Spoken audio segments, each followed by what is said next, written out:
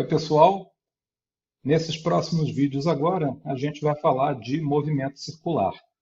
E movimento circular, como o próprio nome diz, né, é um movimento em que a trajetória da partícula é um círculo de raio R. É o caso particular em que a trajetória é um círculo.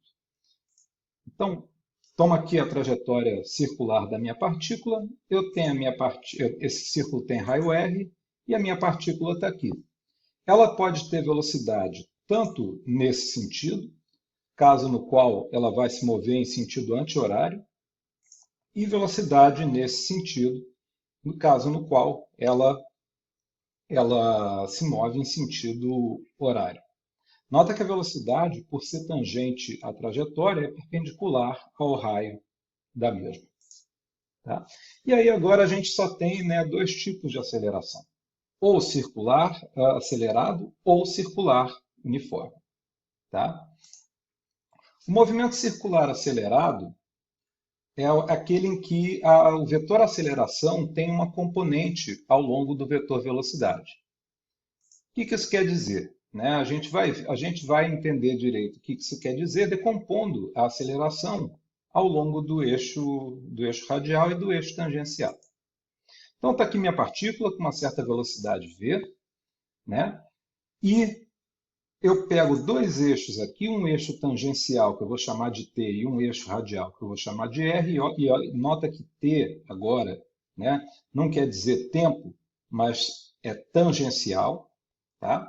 Minha partícula tem a velocidade ao longo do eixo tangencial e ela tem uma certa aceleração a. Nesse caso, eu vou decompor o vetor a ao longo dos eixos radial e tangencial né, que eu estou mostrando aqui na minha figura. A componente ao longo do eixo radial é essa, né? E a componente ao longo do eixo tangencial é essa daqui.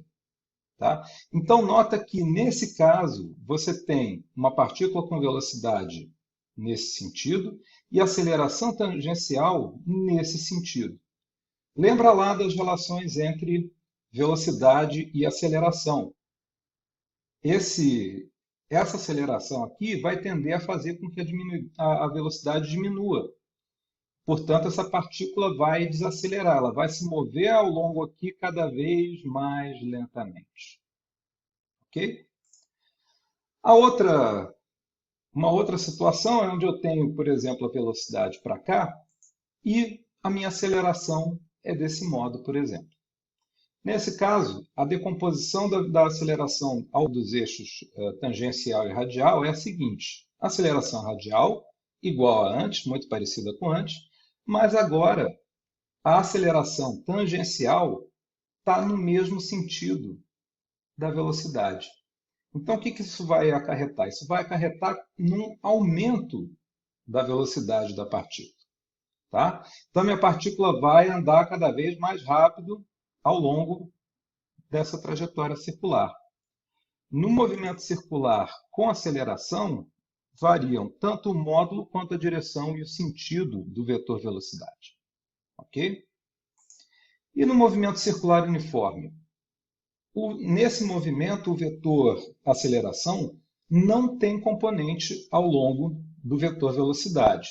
E a gente vai ver já já por quê. Né?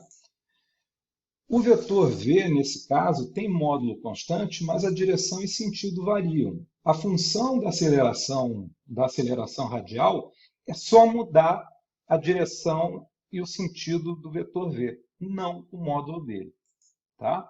Então, a aceleração nesse caso, no caso de movimento circular uniforme, a aceleração dessa minha partícula é a própria aceleração radial e não há componentes ao longo do eixo tangencial à trajetória. Tá? Então, nesse caso, o que vai acontecer é que a minha partícula vai se mover com um vetor velocidade de módulo constante, tá? Mas variando direção e sentido. No próximo vídeo, a gente vai ver por que o vetor velocidade, vetor aceleração, perdão, nesse caso, né, vai ter componente só radial. E a gente vai ver quanto que vale esse vetor.